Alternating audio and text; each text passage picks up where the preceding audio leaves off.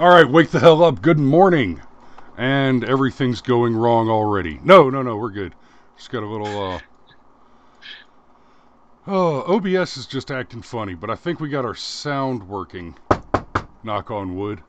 Good morning. It's Wednesday, and today is what we call WTF CNN. So seriously, CNN, when a president's mental health is the top story. I'm just going to let the clip roll for a minute.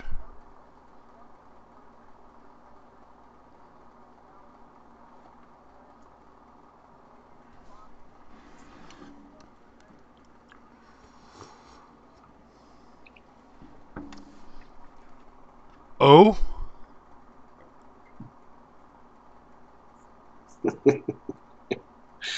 Yeah. You know what's funny to me is No, I mean, what the fuck? just real quick, Stelter's face. I swear, I am not a beta. I don't love donuts more than women.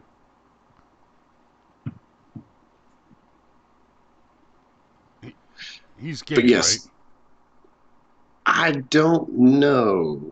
He might just be, I don't know. I mean, I don't really care, but... okay, let's let it roll.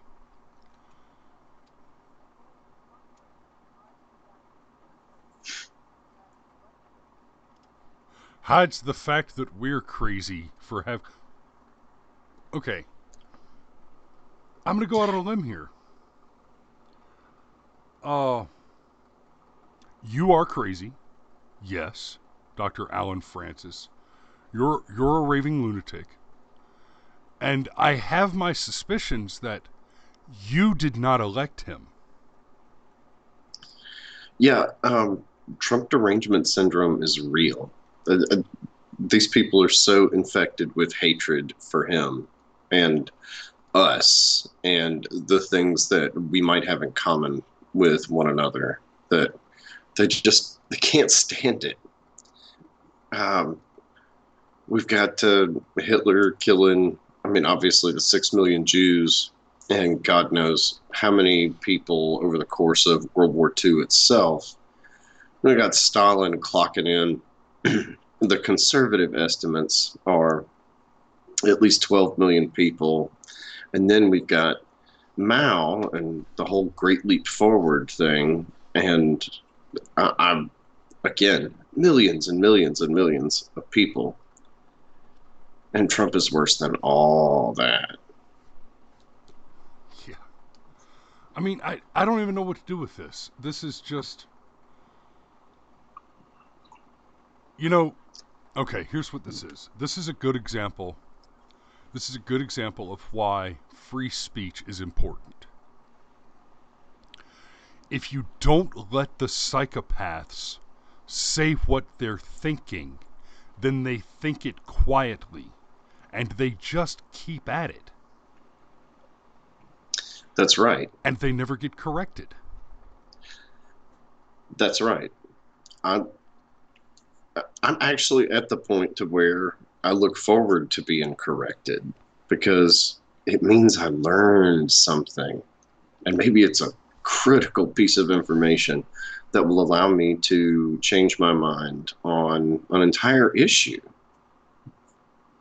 But this, this is just feeding the propaganda that's already out there.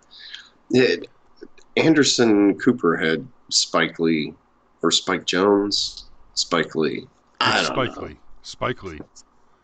Um, he had Spike Lee on to talk about the 1619 project, and Spike Lee made it very, very clear that the whole point of the 1619 project is to basically call Donald Trump a racist, and by extension, every white male in America, without exception.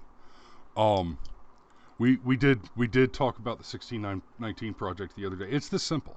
The 1619 project makes the claim that, well, since it's clearly not the case that America was founded on slavery in 1776, then we're gonna move the goalposts and go back 160 years, and just say that that's when America was actually founded, arbitrarily, because it's more convenient that way. And, well, you know what? Let's say for just a moment that the foundation of America included the slavery of the black man. Okay, that's fair. It included the slavery of black men and white men and Chinese men. Okay, slavery was not a colorblind thing. In fact, until Andrew Clavin said it best, thank you Christian white men, until white Western men spilled blood and treasure to cause it, spilled blood and treasure to cause the change that freed slaves around the world, not just in these United States, until white Western men stepped out to make that thing happen. Slavery was an absolute global universal respecting no color or creed. All colors and creeds held and served in slavery throughout history. It was an absolute human universal. Yes, but Donald Trump's a white nationalist, Chris. We whatever it takes to drive that point home. It doesn't matter if we have to move a goalpost or two. What is it you occasionally hear leftists say? Things like, well, truth is more important than facts. Or Well, the rape hoax in the Rolling Stone still matters because even though that thing didn't happen that we lied about and ruined several young men's lives over, there's still this whole rape culture thing that, not that there's any evidence to support the theory or what have you, but it's still a thing because we insist that that's the case. Oh, Mike Brown totally put his hands up, dude. now, yeah, man, that's about all I can tolerate out of this now. Let's move on for a minute. There's one more thing I want to talk about this morning, and it's semi-related because what we're talking about is whether or not people can speak. The New York Times put out this Trump allies target journalists over coverage deemed hostile to White House. Okay. Did we all forget about Rosie? About Roseanne? She made a, shall we say, unfortunate comment on Twitter. I don't know, man. Have you ever seen Valerie Jarrett? Yes, I have. I dare say the person most unfortunate is Valerie Jarrett. That's fair. Especially since apparently her father hates her. But Roseanne made an insensitive tweet, and she was obliterated over it. Right? And that's a thing that has occurred on occasion after occasion after occasion. Ted Cruz run out of restaurants. Other Sarah Sanders run out of restaurants. Other conservative politicians run out of restaurants. Andy Ngo beaten nearly to death in the street by your freaking masked terrorist thugs, Antifa. Trump allies target journalists over coverage deemed hostile to White House. War is prior to ethic. We've covered this on this show before. War is prior to ethic. It is that simple. Okay? For decades, we, the free men of the United States, have tried so hard to play by Marcus of Queensberry rules, to be polite, to be respectful to one another, and to you monsters out there, people at the New York Times and the like. Despite your vulgarity, despite your violence, despite your intolerance, and despite your intellectual inadequacy, we have endeavored on occasion after another to be courteous and respectful. And what we have found is that you are children. You are children who keep going back to the cookie jar. And, well, it's time to take supper away. If you won't listen to the rules, if you won't eat your dinner, you can't have any cookies. I think a large part of what happened here is even people that are not familiar with Saul Alinsky and Rules for Radicals, the fact that one of the primary tenets of Rules for Radicals was people like me have morals, people like Chris have morals, ethics, principles that we live by, and we can be held to account, especially if you're willing to manipulate language. So we will follow the rules, and then those rules are used against us. And subconsciously, what the Donald tapped into with this whole fake news thing is that people had begun to notice. They had begun to subconsciously go, golly, man, CNN and ABC and the New York Times, man, they seem to kind of have a slant. And for some reason, white bad, Christian bad, male bad, Republican bad, conservative bad, and if you're a combination of them, Oh, you forgot straight. Oh, that's right. That's right. Well, no, Chris, it's cis, not straight. Check your privilege, honey. Okay, for starters, don't ever make that noise again. And no, there is a difference in their bizarre liberal lexicon between straight and cis. That word cisgender, God, that's obnoxious. There's no such thing as cisgender. Cisgender does not describe another thing differently than words that already existed.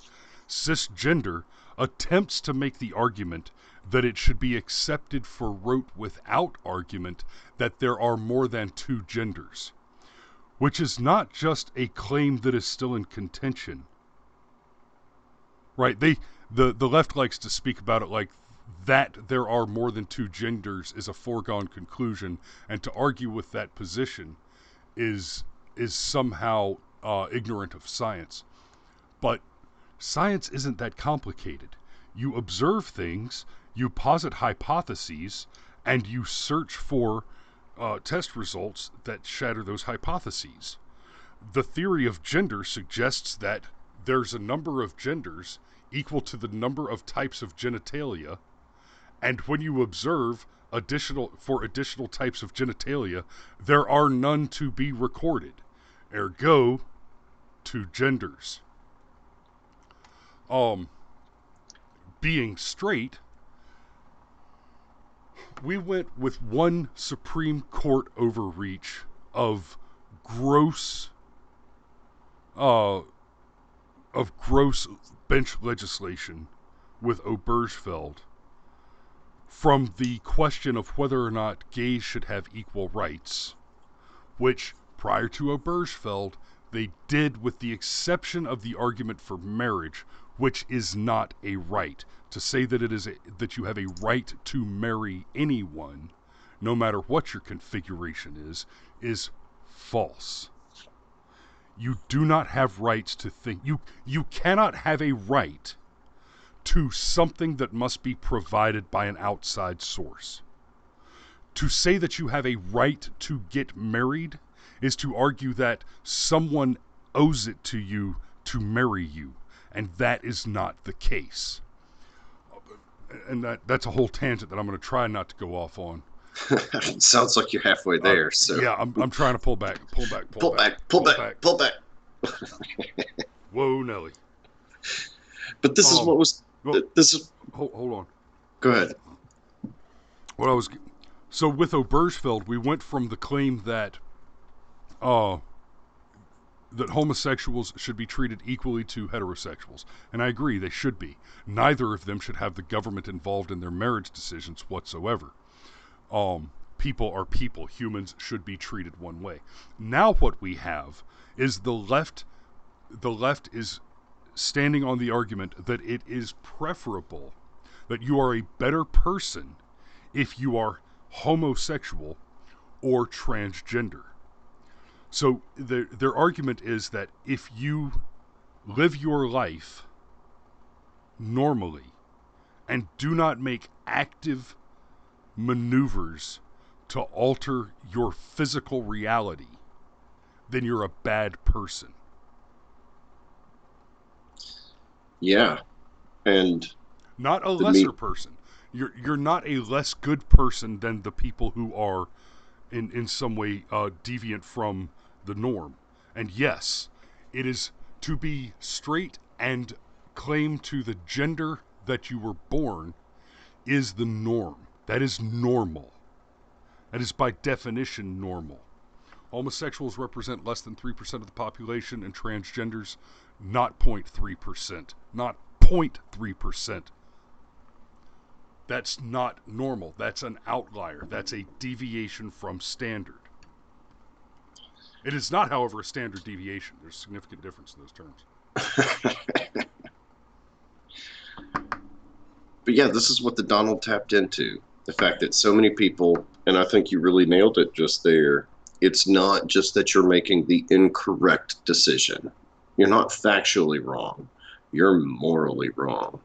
Like, good God, at this point, how can you possibly still support Donald Trump? And Alinsky's rules for radicals is very effective. It's the on its face what Alinsky's rules for radicals is. It is Sun Tzu's The Art of War for illiterates. It's the Art of War for dummies. It's the Book of Five Rings for people who can't make it through a pamphlet. Yeah. Because if there's anything we know about the left, you cannot continue to hold the opinions that are held by these people if you are functionally literate and skilled with math. If you can do math and read books, you cannot remain a liberal, a leftist. I hate that they cleave to the word liberal, because they're, I mean, when you are censorious, when you are violent, when you are actively demonizing people for merely living normal lives, Much less high achievers. and selecting a group based on their achievement level and racial characteristics, well, any immutable characteristics. The selection of people by immutable characteristics is, I mean, by their own standards, immoral. And it's what they do. They target actively straight, white, Christian men. Yeah. Vets, cops. I'm I'm everything they hate except for Christian, and so it's automatically assumed always that I'm a Christian. Um, and ooh, come at me, sugar. No, Chris, it's because we're white nationalists. Totally. But so there's this. They have a problem with the targeting of. Oh, wait a minute. How about a Clinton supporter lights a flag on fire and attacks a Trump supporter? That's July 2016. Protesters jump on cars, steal hats, fought and threw eggs at Trump supporters. Okay, now we're into August 2016, right? And it goes on and on. And here's the list for all. This one only goes up to February of 2017. Um, Here, the New York Times is complaining that people are calling out Democrats on their bad tweets, like Sarah Jeong and characters like that. Um, it was Sarah Jeong, right? She's the one that said she is sexually excited by witnessing cruelty to white men. I might have Um, missed this one. Seriously? oh yeah, and after oh yeah, the New York Times. Okay, so it was, how did it go? It was discovered that she was in the running for a job. Um, and then somebody published all these old tweets from her. Die white scum. I I love Now I seeing white recall. men. I love seeing old white men suffer. Um, Yes, now I White men are remember. dogs. All this crap, and then they hired her. Uh, Almost as if her hatred of straight white men It was a was a plus. positive credential in their decision making process. Yeah, All right, thought we're at 20 experiment. minutes. Time to wrap it up.